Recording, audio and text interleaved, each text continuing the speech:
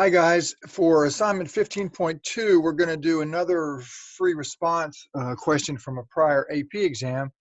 And this one's similar to the one you did last week with some pretty important differences. So we have the open economy of Canada, and it is currently in a recessionary output gap. So they're going to ask you to draw this uh, aggregate supply demand graph showing the price at PL1 and the output at Y1 right here, with this economy operating below its full potential, with uh, the unemployment rate higher, right, than the full employment rate right here. So you want to make sure that you've got your short run equilibrium to the left of your long run aggregate supply curve right here. So we want to be right there. Okay. Now we are told in this scenario that the Central Bank of Canada and the government do not take any policy actions at all to close this output gap, and we want to explain what will happen in the long run using the neoclassical uh, analysis to explain how this economy will adjust to full employment in the long run. So just like last week, we saw that in the long run, the short run aggregate supply curve is going to shift to the right and eventually bring us down to here, where we are operating at full employment, the at our full potential real GDP output at a lower price level. Now that is it's important to understand that is assuming as the neoclassical economists assume, that prices are flexible, so that when we have high unemployment here, that's going to push wages and input prices down. The expectations for inflation will be lower, so that we get lower input cost, lower wages, which shifts the short run aggregate supply curve to the right.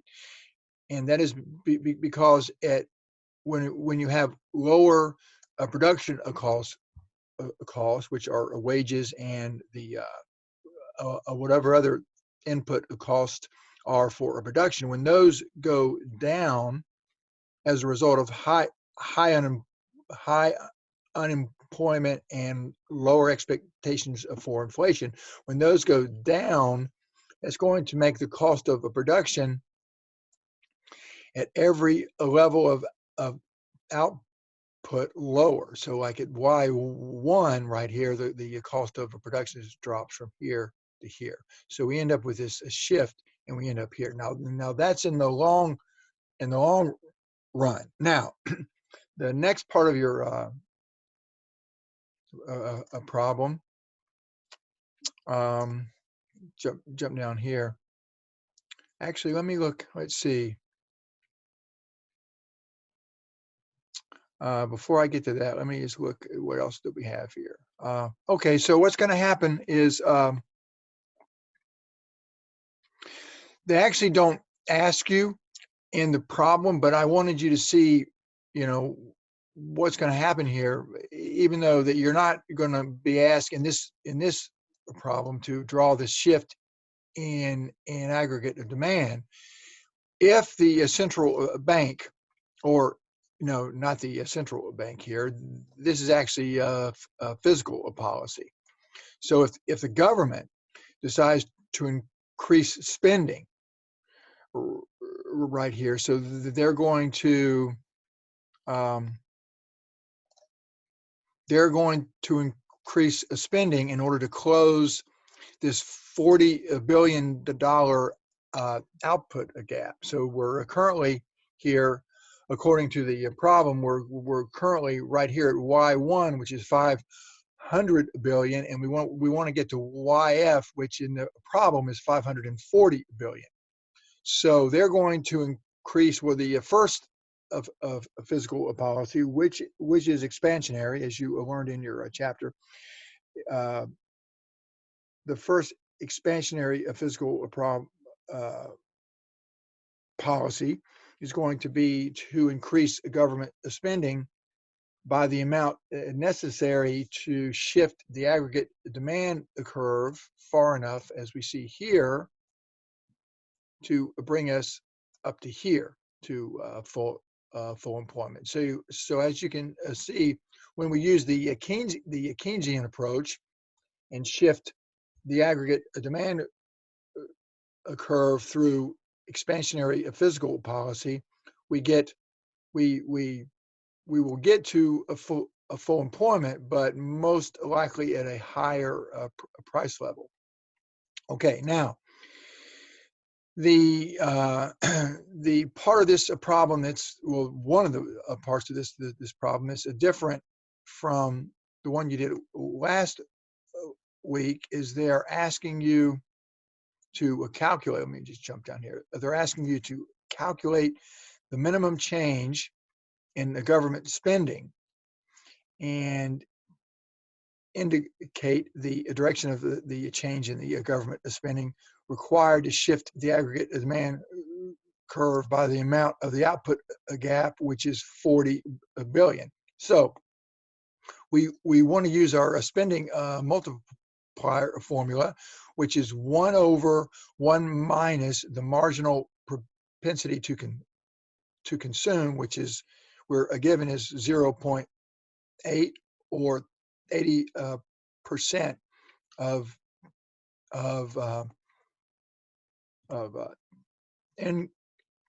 income is being consumed. So it's 1 over 1 minus 0.8, which is equal to 1 over the marginal propensity to save, because if the marginal propensity to consume is 0.8, then the marginal propensity to save would be 0.2, because they both have to add up to be 1. Okay, so that's going to equal, we're going to set that equal to the change in output, real output, over the change in spending. So we're going to let X equal that change in spending, and just plug in the numbers here.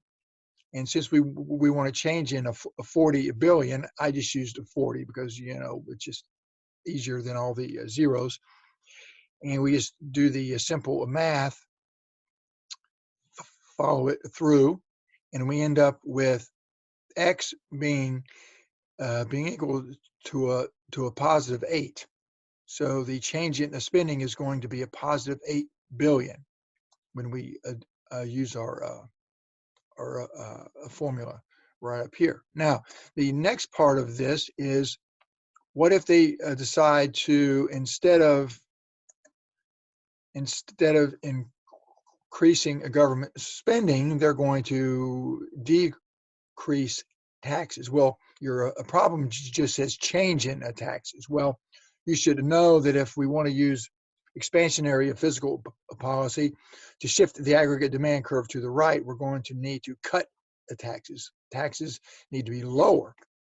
So our tax multiplier is marginal propensity to consume divided by the marginal propensity to save, which is going to be equal to the change in GDP over the change in spending. So once again, we're going to let X equal change in spending. So we just simply say 0.8 divided by 0.2 equals 40X. We do the simple math, and we end up with the change in the spending or the change in taxes, I should say here, the change in tax. Actually, let me just change that so we're not confused. Change in the taxes. Yeah, that's okay. Yeah, that would make more sense. So it's the change in taxes. Okay, so oops, let me get rid of that S, right? So now, but because we're lowering taxes, uh, the number that we find X to be equal to is 10, so that's going to be a negative 10 billion. So the government would have to lower taxes by a negative 10 billion dollars in order to get the $40 billion dollar a change in the output up here. So lowering taxes by 10 billion, or you could say a negative 10 billion in taxes, would give us a $40 billion increase in GDP. Okay, now we want to look at a money market graph, because they're asking us to look at how the shift in the aggregate demand. Well, actually, now they're saying that we're going to use expansionary monetary policy to shift the aggregate demand to the right, which means that we want to increase the money supply. So as you can see on our money market graph right here, if the central bank buys bonds, which is an expansionary open market operation. If they buy bonds from banks, that puts money into the money supply. So we shift our money supply curve in the money market to the right, which, as you can see, lowers the nominal interest rate from R1 down to R2. So we have a lower interest rate, and that's going to make that's going to increase in investment, because now it's cheaper to borrow the money you would need to invest. It's also going to increase consumption of spending, that where consumers are buying on a credit, like when they're using their credit cards to buy stuff. So that's going to shift the aggregate demand to the right as well. Okay, so we've got our nominal interest rate going down.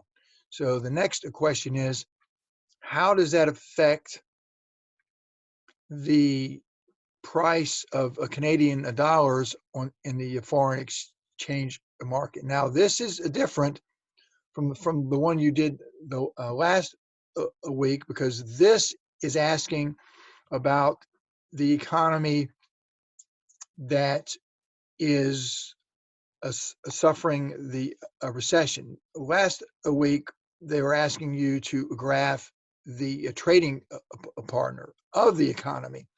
So the trading partner here is of Canada is Mexico, but we're not looking at the quantity of Mexican pesos.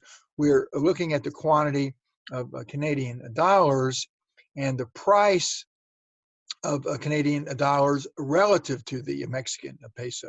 So the the answer to this is you can either draw the supply curve for Canadian dollars shifting to the right, or you can draw the demand, or both actually, or you can draw the demand curve for the Canadian dollars shifting to the left. Now, why is that? Well, when the interest rates drop in the Canadian economy, and the let me just copy this guy so I don't have to keep dragging him around. So if as we learned last week, when the nominal interest rates in the Canadian economy are lower, that's going to shift the aggregate demand curve up here to the right, which is going to increase a demand for imported goods from our trading, from the Canada's trading partners. So more goods are going to be demanded from Mexico, which means that Canadian dollars are going to need to be exchanged for Mexican pesos on the foreign exchange market in order to buy Mexican goods. So the supply here of Canadian dollars is going to increase in the foreign market, in the foreign currency markets. So the supply curve is going to shift to the right, which, as you can see, lowers the value of the Canadian dollar relative to the peso. So you can say the Canadian dollars depreciate with respect to the Canadian dollar. Now, the demand is going to shift to the left, because when the interest rates in the Canadian economy drop or are lower, that's going to cause a net capital outflow, because foreign investors are going to look to other countries in order to make a higher return on their investment. So don't get these two types of investment confused. When the domestic investment is when the interest rates are lower, it's going to make companies in Canada that need to borrow money in order to invest in expansion. It's going to make that borrowing easier because interest rates are lower. But from the perspective of money, of foreigners bringing money into the Canadian economy to invest with the intent of earning a high return on their money, if the interest rates are lower for them, they're going to want to look for investments in other countries that earn a relatively higher interest rate. So it's going to make the demand for Canadian dollars on the foreign exchange go down, because foreign investors are not trying to buy a Canadian currency in order to invest in either capital development or portfolio stocks and bonds in investments in Canada, because they're going to look elsewhere in the world for a better interest rate. So the demand curve shifts to the left for Canadian dollars, and the supply curve would shift to the right. In both cases, that's going to cause the value here, and up here, the value of the Canadian dollar relative to the peso is going to be lower. And we could say that the Canadian dollar is going to depreciate relative to the Mexican peso. And that pretty much does it for assignment 15.2. Now be careful, because the numbers that I've given you in the problem are not the same as these numbers here. Okay, so this is just showing you how to do it, but pay very, very close attention to the numbers I've given you in the problem, and just do this a simple math, and you shouldn't have any problems with determining which of the answer choices is correct. Okay.